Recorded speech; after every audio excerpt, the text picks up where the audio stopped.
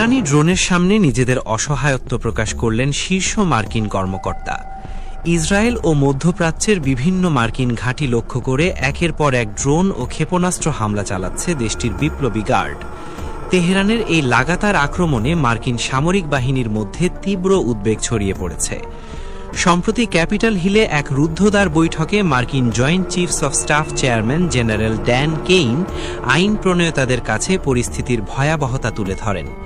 তিনি জানান, ইরান বর্তমানে হাজার হাজার একবার ব্যবহারযোগ্য ড্রোন মোতায়েন করেছে। ঝাঁকে ঝাঁকে আসা এসব ড্রোনের সবগুটি প্রতিহত করা প্রায় অসম্ভব বলে তিনি স্বীকার করেন। ইরানের স্বল্প মূল্যের শাহেদ ড্রোনগুলো অত্যন্ত নিচ দিয়ে ও ধীর গতিতে ওড়ার কারণে সাধারণ আকাশ প্রতিরক্ষা ব্যবস্থাকে সহজেই ফাঁকি দিতে পারছে। মার্কিন কর্মকর্তাদের মতে ইরানের প্রধান কৌশল হল যুক্তরাষ্ট্রের ব্যয়বহুল পেট্রিয়ট ও থার্ড ক্ষেপণাস্ত্রের মজুদ শেষ করে দেওয়া। যুদ্ধ পরিস্থিতি সামাল দিতে হিমশিম খাচ্ছে ওয়াশিংটন।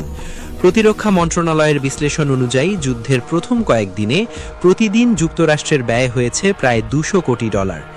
এমন পরিস্থিতিতে এখন শুধু ড্রোন ঠেকানো নয়, বরং সেগুলোর উৎক্ষেপণ কেন্দ্রগুলো দ্রুত ঘুরিয়ে দেওয়ার দিকেই বেশি নজর দিচ্ছে মার্কিন বাহিনী।